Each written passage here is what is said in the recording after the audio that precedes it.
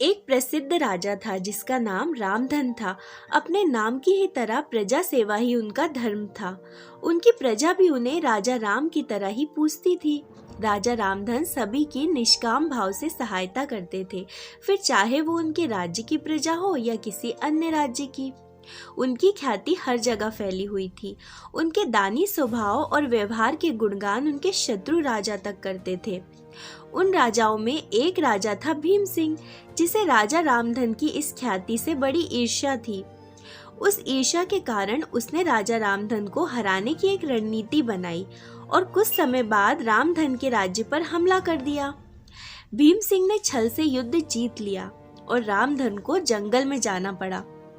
इतना होने पर भी रामधन की लोकप्रियता में कोई कमी नहीं थी। हर जगह उन्हीं की बातें चलती थी, जिससे भीम सिंह को चैन न था। उसने राजा रामधन को मृत्यु दंड देने का फैसला किया।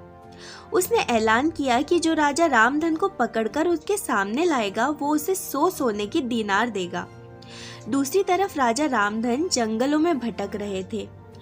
तब उन्हें एक राहगीर मिला और उसने कहा, भाई तुम इसी जगह के लगते हो, क्या मुझे राजा रामधन के राज्य की तरफ का रास्ता बता सकते हो? राजा रामधन ने पूछा, तुम्हें क्या काम है राजा से? तब राहगीर ने कहा, मेरे बेटे की तबीयत ठीक नहीं है, उसके इलाज में सारा धन चला गया। सुना है राजा रामधन सभी की मदद करते हैं, सोचा उन्हीं के पास जाकर याचना करूं। ये सुनकर राजा रामधन राहगीर को अपने साथ लेकर भीम सिंह के पास पहुंचे। उन्हें देख दरबार में सभी अचंभित थे। राजा रामधन ने कहा, हे राजन, आपने मुझे खोजने वाले को 100 दीनार देने का वादा किया था। मेरे इस मित्र ने मुझे आपके सामने पेश किया है, इसलिए इसे 100 दीनार दे दें।